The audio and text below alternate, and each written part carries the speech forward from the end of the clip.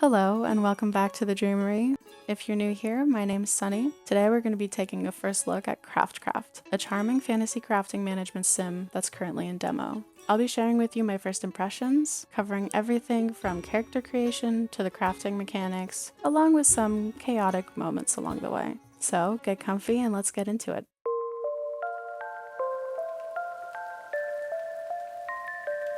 Right off the bat, the character creation in CraftCraft is so charming.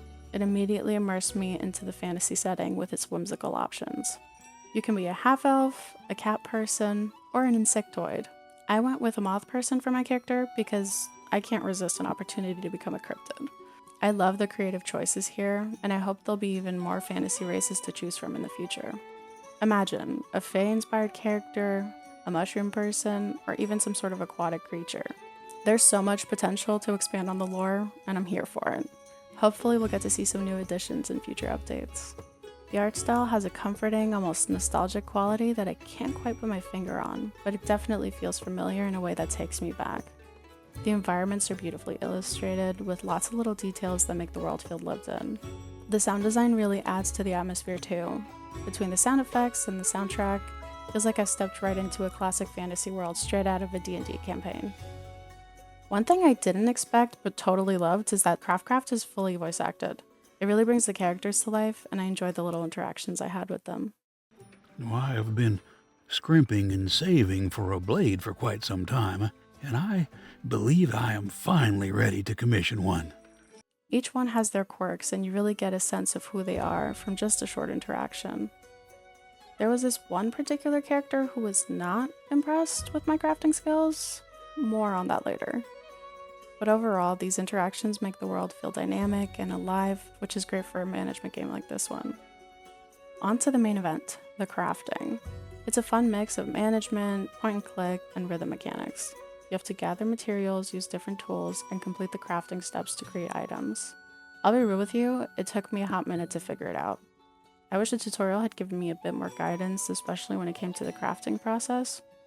You get a scroll that tells you the steps for each item you make, but other than that, you're kinda on your own.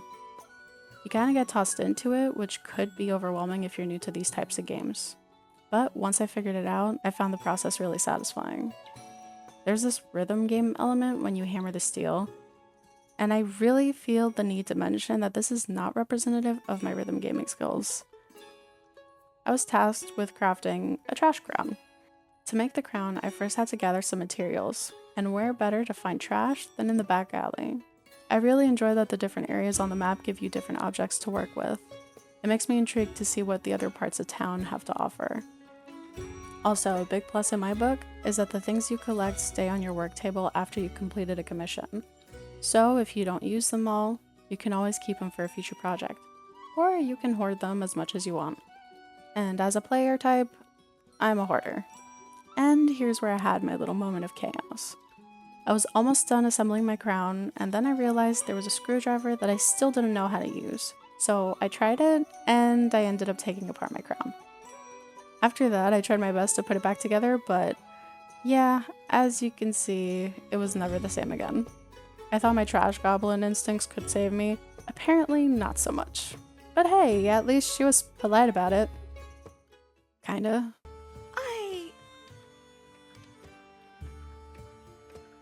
It could be trashier and a little more robust, but it will do.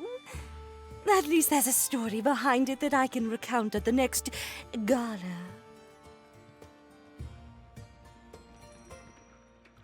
Now, don't look so downcast. I suppose this is the downside to having things made outside of the factory. A learning experience. Yes, a learning experience. As a management game, CraftCraft lets you take your time. There's no rush to perfect everything right away, and it's pretty chill.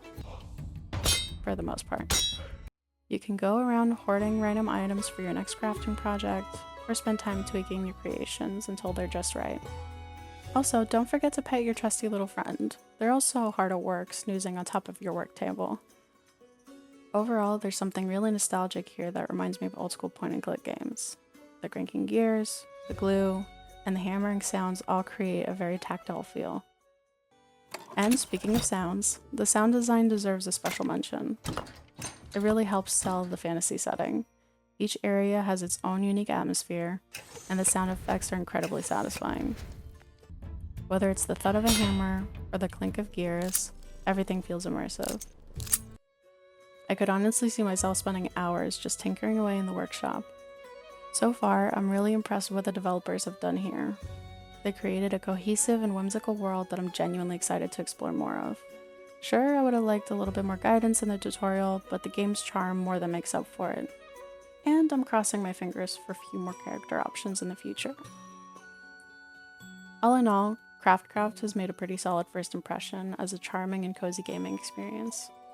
I'm looking forward to the full release to see what other surprise they have in store for us. Hopefully more Trash Goblin approved content.